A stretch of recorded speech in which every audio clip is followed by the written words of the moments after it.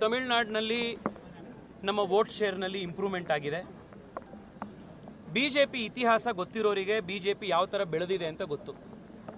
ಬಿಜೆಪಿಗೆ ಯಾವತ್ತೂ 1 ಇಂಚು ಜಮೀನನ್ನು ಕೂಡ ಯಾರೂ ಗಿಫ್ಟ್ ಮಾಡಿ ಕೊಟ್ಟಿಲ್ಲ. ಒಂದೊಂದು ಸೀಟ್ಗೂ ಕೂಡ ಬಿಜೆಪಿ ಸಂಘರ್ಷ ಮಾಡಿ, ಹೋರಾಟ ಮಾಡಿ, ತ್ಯಾಗ ಬಲಿದಾನ ಮಾಡಿ ಬೆಳೆದಿರುವಂಥ ಪಾರ್ಟಿ ಇದು. ಅಟಲ್ ಬಿಹಾರಿ ವಾಜಪೇಯಿ ಅವರು ಬಿಜೆಪಿಯನ್ನು ಸ್ಥಾಪನೆ ಮಾಡಿ ಮುಂಬೈನಲ್ಲಿ ಭಾಷಣ ಮಾಡಿದಾಗ ಅಂಧೇರಾ ಛಟೇಗ ಕಮಲ್ ಖಿಲೇಗ ಅಂತ ಹೇಳಿದಾಗ 15 ಜನ ಬಿಜೆಪಿಯ ಫೌಂಡರ್ಸ್ ಇದ್ದಿದ್ದು. ಆ 15 ಜನರ ಪಾರ್ಟಿ ಸಂಸತ್ನ ಪ್ರವೇಶಿಸ್ತು.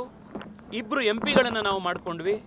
2 MP ಯಿಂದ 303 MP ಮಾಡಿ ಆರ್ಟಿಕಲ್ 370 ತೆಗೆದುಹಾಕಿ ರಾಮ ಮಂದಿರವನ್ನು ನಿರ್ಮಾಣ ಮಾಡಿ ನಾವು ಹೇಳಿದ್ದನ್ನು ಮಾಡುವಂಥ ಪಾರ್ಟಿ ಅಂತ ಸಾಬೀತು ಮಾಡಿ ತೋರಿಸಿದ್ವಿ.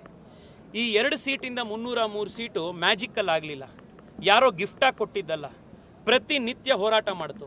ಎಷ್ಟೋ ಜನ ಪ್ರಚಾರಕರು 30 ವರ್ಷ 40 ವರ್ಷ ಅವ್ರು ಇಡೀ ಜೀವನ ಇದಕ್ಕೋಸ್ಕರ ತೆಗೆದ್ರು. ಇವತ್ತಿಗೂ ಕೂಡ ಬೆಂಗಾಲ್ನಲ್ಲಿ ಈಗಾಗಲೇ ಇನ್ನೂ ರಿಸಲ್ಟ್ ಕಂಪ್ಲೀಟ್ ಆಗಿಲ್ಲ.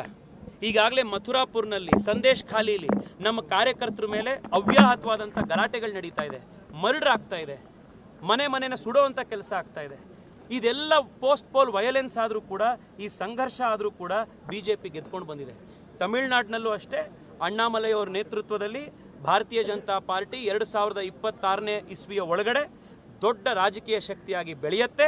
2026ರಲ್ಲಿ ಅಣ್ಣಾಮಲೈ ಅವರು ತಮಿಳುನಾಡಿನ ಮುಖ್ಯಮಂತ್ರಿಯಾಗಿ ಶಪಥ ವಹಿಸ್ತಾರೆ. ಇದೇ ಭಾರತೀಯ ಜನತಾ ಪಾರ್ಟಿಯ ಸಂಘರ್ಷದ